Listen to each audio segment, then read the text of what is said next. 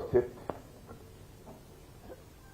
Shri Kiran Rijiju, minister of parliamentary and minority affairs, Shri Haribhau Kishan Rao Bagade, governor of Rajasthan, general doctor Vijay Kumar Singh, governor of Mizoram, Shri Lal Duhoma, chief minister Mizoram, doctor Jitendra Singh, minister of state science and technology and earth sciences and others, Shri Kavinder ji Gupta, lieutenant governor Ladakh, Shri Manoj ji Sinha, lieutenant governor Jammu and Kashmir, Shri Omar Abdullah, chief minister Jammu and Kashmir, general Upendra Dwivedi, chief of the army staff, Shri Rajesh Kumar Singh, defence secretary, lieutenant general Raghu Srinivasan, DG BRO, lieutenant general Prateek Sharma, GOC in C northern command, lieutenant general Hitesh Bhalla, GOC 14 corps, video conferencing से जुड़े हमारे सभी जनप्रतिनिधिगण, वरिष्ठ अधिकारी वर्ग और BRO के हमारे बहादुर कर्मयोगी, मेरे मीडिया के मित्रों, अन्य देवियों व सज्जनों, आज बॉर्डर रोड्स ऑर्गेनाइजेशन के 125 इंफ्रास्ट्रक्चर प्रोजेक्ट्स और वार मेमोरियल को राष्ट्र को समर्पित करते हुए मुझे अत्यधिक प्रसन्नता हो रही है। सबसे पहले मैं राष्ट्र सेवा में वीर गति को प्राप्त हुए सभी जवानों के प्रति अपनी श्रद्धांजलि अर्पित करता हूं।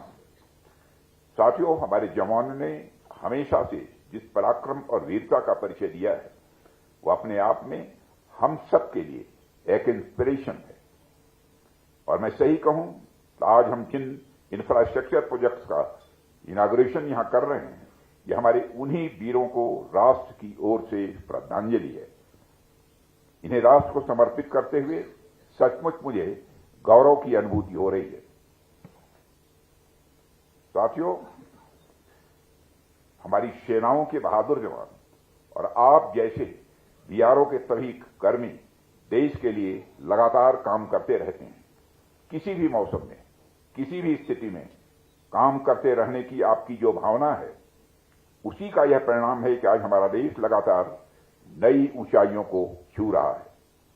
मुझे बताया गया है कि इतनी बड़ी संख्या में यानी 125 इंफ्रास्ट्रक्चर प्रोजेक्ट्स का उद्घाटन एक साथ आज तक कभी नहीं हुआ है। तो यह अपने आप में बीआरओ के लिए और हम सबके लिए मैं मानता हूं एक मेजर अचीवमेंट है।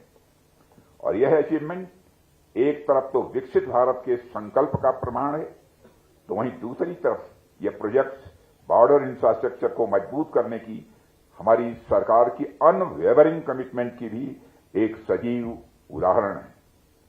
मुझे याद है कि इस वर्ष मई महीने में हमने 50 परियोजनाओं को राष्ट्र को समर्पित किया था। मुझे उस समय भी बेहद खुशी हुई थी और आज आपने इस ऐतिहासिक पड़ाव के साथ मेरी प्रसन्नता को, मेरी खुशी को कई गुना बढ़ा दिया है। साथियों, आज का दिन इसलिए भी विशेष महत्व रखता है क्योंकि आज लद्दाख में ही दारबुक श्योक दौलत बेग ओल्डी रोड पर निर्मित 920 मीटर लंबे श्योक टनल का भी उद्घाटन हुआ है। दुनिया के सबसे कठिन और चुनौतीपूर्ण टेरेन्स में निर्मित यह इंजीनियरिंग मार्वल लद्दाख जैसे स्ट्रेटेजिक एरिया में all weather reliable connectivity ensure करेगा। इसके अलावा श्योक टनल भारी बर्फबारी, अवलांच और एक्सट्रीम टेम्परेचर वाले क्षेत्रों में भी सुरक्षा, मोबिलिटी और विशेषकर हार्श विंटर्स के दौरान तेज डिप्लॉयमेंट कैपेबिलिटी को भी कई गुना बढ़ाएगी। साथियों, लद्दाख के साथ साथ आज जम्मू कश्मीर, चंडीगढ़, राजस्थान, हिमाचल प्रदेश, उत्तराखंड, सिक्किम, पश्चिम बंगाल, अरुणाचल प्रदेश और मिजोरम में भी अन्य परियोजनाएं राष्ट्र को समर्पित की गई हैं। मुझे बताया गया है कि लगभग 5000 करोड़ की लागत से पूरे हुए ये 125 प्रोजेक्ट्स बीआरओ के इतिहास में अब तक का सबसे हाईएस्ट वैल्यू इनॉग्रेशन है। साथियों, पिछले कुछ वर्षों में बीआरओ ने जिस तेजी से और जिस इफिशियंसी से सीमावर्ती इलाकों में इंफ्रास्ट्रक्चर डेवलप किया है, उसने नेशनल डेवलपमेंट को भी बड़ी तेजी प्रदान की है। इंडिजिनस सॉल्यूशंस के माध्यम से कॉम्प्लेक्स प्रोजेक्ट्स को भी सफलतापूर्वक पूरा कर बॉर्डर रोड ऑर्गेनाइजेशन आज कम्युनिकेशन और कनेक्टिविटी के पर्याय के रूप में भी उभर चुका है। साथियों, मानवता के समूचे इतिहास पर अगर हम नजर डालें तो कम्युनिकेशन और कनेक्टिविटी ने सभ्यताओं, समाजों और विचारों के विकास में केंद्रीय भूमिका निभाई है।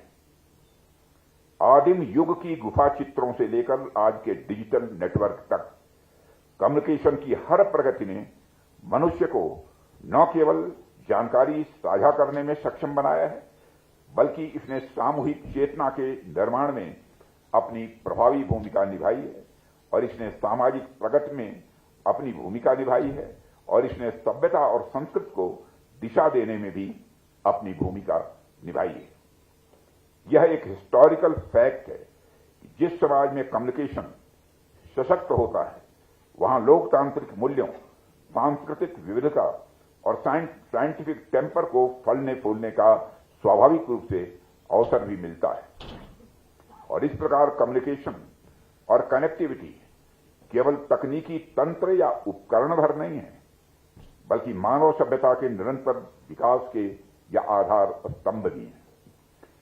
जहां तक राष्ट्र की बात है, तो किसी भी राष्ट्र को विचारों के साथ साथ एक मजबूत फिजिकल फ्रेमवर्क भी चाहिए होता है। किसी भी देश को आगे बढ़ने के लिए रोड्स, ब्रिजेस, टनल्स इत्यादि चाहिए होते हैं और इन्हीं के आधार पर लॉजिस्टिक्स, ट्रेड, डिफेंस मोबिलिटी और बॉर्डर सिक्योरिटी सब कुछ निर्भर करता है। साथियों, यदि हम बॉर्डर सिक्योरिटी की बात करें तो वहां कनेक्टिविटी के ये टूल्स और भी इंपॉर्टेंट हो जाते हैं, क्योंकि बॉर्डर एरिया में जो रोड्स बनते हैं वो सिर्फ सड़क भर नहीं होते, बल्कि सिक्योरिटी, इकोनॉमी और आर्म्ड फोर्सेस की मोबिलिटी और डिजास्टर मैनेजमेंट सभी के लिए लाइफ टाइम जैसे होते हैं। आज लद्दाख में उद्घाटित किया जा रहा श्योक टनल भी इसका एक बड़ा उदाहरण है। आप देखिए कि सीमावर्ती क्षेत्रों में इन इंफ्रास्ट्रक्चर के कितने फायदे होते हैं। एक तो यह हमारी आर्म्ड फोर्सेस की मोबिलिटी को बढ़ाएगा ही, दूसरा जब भी जरूरत पड़ेगी लॉजिस्टिक्स को बहुत ही स्मूथली हमारी आर्म्ड फोर्सेस तक पहुंचाया जा सकेगा। तीसरा, इस तरह के प्रोजेक्ट्स के चलते टूरिज्म को भी बढ़ावा मिलेगा। चौथा, यहां के हमारे बहनों भाइयों को उस बढ़ते टूरिज्म से स्वाभाविक रूप से रोजगार भी मिलेगा और इकोनॉमिक एक्टिविटीज भी वहां पर बढ़ेगी। और पांचवा, लेकिन सबसे महत्वपूर्ण, यहां के लोगों में डेवलपमेंट के प्रति, सरकार के प्रति, व्यवस्था के प्रति और लोकतंत्र के प्रति विश्वास भी स्वाभाविक रूप से मजबूत होगा। साथियों, बॉर्डर एरियाज में कनेक्टिविटी का बढ़ना किस तरह से मल्टी डायमेंशनल वे में सबको प्रभावित कर रहा है। आज हमारे जवान कठिन इलाकों में इसलिए मजबूती से खड़े हैं क्योंकि उनके पास roads, real time communication system, satellite support, surveillance networks और लॉजिस्टिक्स कनेक्टिविटी, यह सारी चीजें उपलब्ध है। बॉर्डर पर तैनात जवान की जिंदगी का एक एक मिनट, एक एक सेकंड यह बहुत ही महत्वपूर्ण होता है। इसलिए कनेक्टिविटी को सिर्फ नेटवर्क, ऑप्टिकल फाइबर, ड्रोन्स, राडार्स तक सीमित करके नहीं देखा जाना चाहिए, बल्कि इसे सुरक्षा के बैकबोन के रूप में ही देखा जाना चाहिए। और भारत जिस तेजी से अपने border roads, tunnels, smart fencing, integrated command centres और सर्विलेंस सिस्टम्स को मजबूत कर रहा है, वह इसी बात का प्रमाण है कनेक्टिविटी और सिक्योरिटी अब एक दूसरे से अलग नहीं रह गए। साथियों, आज जब मैं लद्दाख में कम्युनिकेशन और कनेक्टिविटी की विशेषता पर बात कर रहा हूं, तो मैं आपसे इसकी जरूरत पर भी कुछ बातें करूंगा। आज यदि मैं हमारी सेनाओं से मिलने देश के किसी भी कोने में पहुंच जाता हूं, तो यह मजबूत कम्युनिकेशन और कनेक्टिविटी की वजह से ही संभव हो पाता है। जैसा कि मैंने पहले भी कहा था, कम्युनिकेशन को सिर्फ इंफ्रास्ट्रक्चर से जोड़कर नहीं देखा जाना चाहिए। यह बहुत व्यापक शब्द है। कम्युनिकेशन समाज की शांति, हार्मनी और अंडरस्टैंडिंग के लिए भी बहुत ही आवश्यक है। समाज के हर वर्ग के बीच में और समाज के हर वर्ग तथा सरकार के बीच में लगातार कम्युनिकेशन का यह सिलसिला चलते रहना चाहिए। डिप्लोमेसी हो, सामाजिक संबंध हो या परिवार हो, अगर कम्युनिकेशन कमजोर हो जाए तो संबंध प्रायः कमजोर पड़ जाते हैं। इसलिए हमारा हमेशा यह प्रयास रहा है कि लद्दाख समेत जितने भी बॉर्डर एरियाज हैं उनके साथ हमारा कम्युनिकेशन और कनेक्टिविटी और अधिक मजबूत हो। इसका एक और उदाहरण यदि मैं आपके सामने दूं, तभी हाल में ही चाणक्य डिफेंस डायलॉग के दौरान मैंने लद्दाख में 200 किलोवाट के green hydrogen based microgrid power plant का भी उद्घाटन किया था, जो इस रीजन के साथ साथ आसपास के रीजन के लिए भी बहुत ही लाभकारी सिद्ध होगा, ऐसा मेरा विश्वास है। हम हमारे बॉर्डर एरिया के हॉलिस्टिक डेवलपमेंट के लिए पूरी तत्परता के साथ, पूरे मनोयोग के साथ काम कर रहे हैं। साथियों, हमारी सरकार, हमारी आर्म्ड फोर्सेस और बॉर्डर रोड ऑर्गेनाइजेशन जैसे ऑर्गेनाइजेशन आपके साथ खड़ी हैं, आपके दिलों से मजबूती से जुड़ी हैं। हमें बस इस जुड़ाव को और मजबूत करते रहना है ताकि हमारा संबंध किसी भी बाहरी तत्व से प्रभावित न होने पाए। और इस संबंध में मैं ऑपरेशन सिंदूर की चर्चा यहां पर जरूर करना चाहूंगा। अभी कुछ ही महीने पहले हमने देखा, जब पहलगाम के दुर्दांत आतंकी हमले का जवाब देते हुए हमारी आर्म्ड फोर्सेस ने ऑपरेशन सिंदूर को प्रभावी तरीके से अंजाम दिया, तो आतंकियों का क्या हश्र किया ये दुनिया जानती है।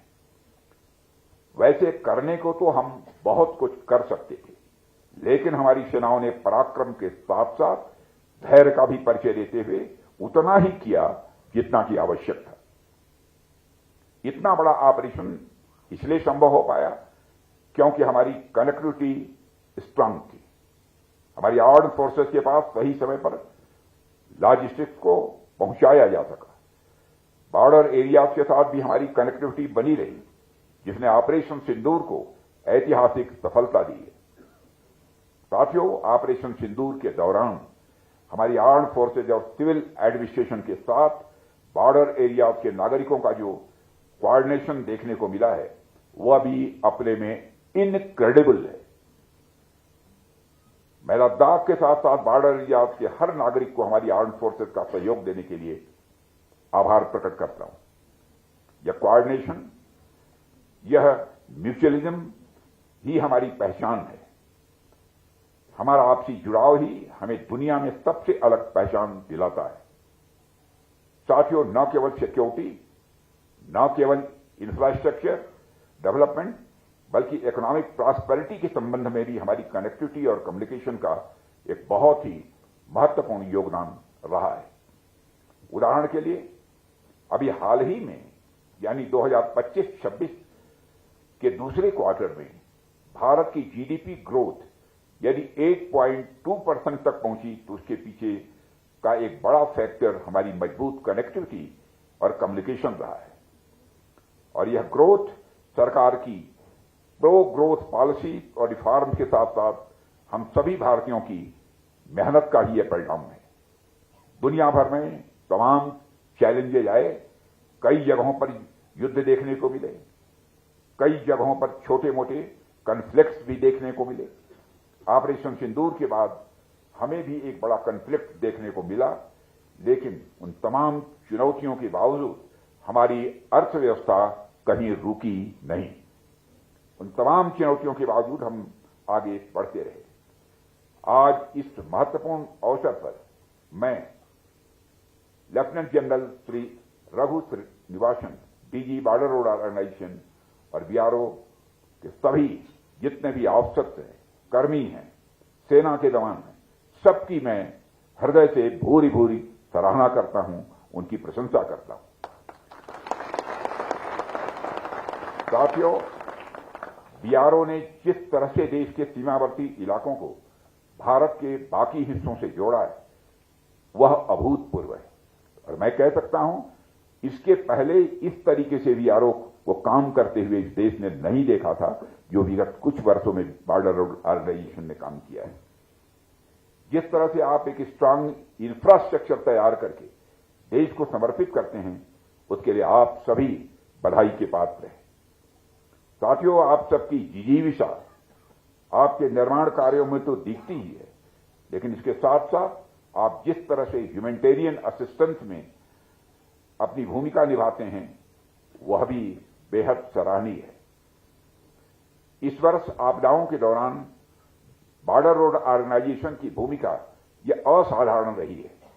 चाहे वह माना में हुआ हिमस्खलन हो, चाहे 72 घंटे के अथक प्रयास के बाद 46 मजदूरों को बचाया गया, या उत्तरी सिक्किम में 1600 से अधिक फंसे हुए पर्यटकों की निकासी का मामला हो, बॉर्डर रोड ऑर्गेनाइजेशन के बचाव दलों ने साहस के साथ प्रतिक्रिया दी थी। साथियों, तवा घाट और धराली में बड़े पैमाने पर भूस्खलन के कारण कई दिनों तक आवाजाही बाधित रहने के बाद भी संपर्क बहाल करने के लिए आपने दिन रात काम किया है। मैं उसकी हृदय से भूरी भूरी प्रशंसा करता हूं। साथियों, इसी प्रकार चासोटी में विनाशकारी बादल फटने की घटना के दौरान बॉर्डर रोड ऑर्गेनाइजेशन ने तीव्र गति से बचाव और आपातकालीन बहाली के उपाय लागू किए, जिससे रिकॉर्ड समय में लगभग 5000 से अधिक तीर्थ यात्रियों को सुरक्षित निकाला जा सका। ये प्रयास भी बॉर्डर रोड ऑर्गेनाइजेशन की मानवीय भावना को ही दर्शाता है। इसके लिए भी मैं आप सबकी प्रशंसा करता हूं।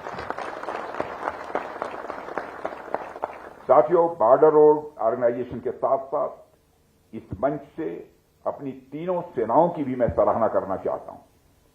जिस तरह से हमारी आर्म्ड फोर्सेस किसी भी डिजास्टर के दौरान ह्यूमैनिटेरियन असिस्टेंस प्रोवाइड करती हैं, उसके लिए आप सभी सराहना के पात्र हैं। साथियों, मुझे यह देखकर भी बेहद खुशी होती है कि बॉर्डर रोड ऑर्गेनाइजेशन ने टेक्नोलॉजिकल इनोवेशन के क्षेत्र में भी काफी प्रोग्रेस की है। आपके advance engineering methods physical infrastructure की डिलीवरी और भी तेज कर रहे हैं। बड़ी बात यह है कि हमारी सरकार जिस तरह से आत्मनिर्भर भारत की सोच के साथ काम कर रही है, वही सोच बीआरओ के काम में भी स्वाभाविक रूप से दिख रही है। आत्मनिर्भर भारत पहल के तहत बॉर्डर रोड ऑर्गेनाइजेशन ने garden reach ship builders and engineers के साथ पार्टनरशिप में स्वदेशी रूप से विकसित क्लास 70 मॉड्यूलर ब्रिजेस को अपनाकर एक बड़ा मिसाल कायम किया है।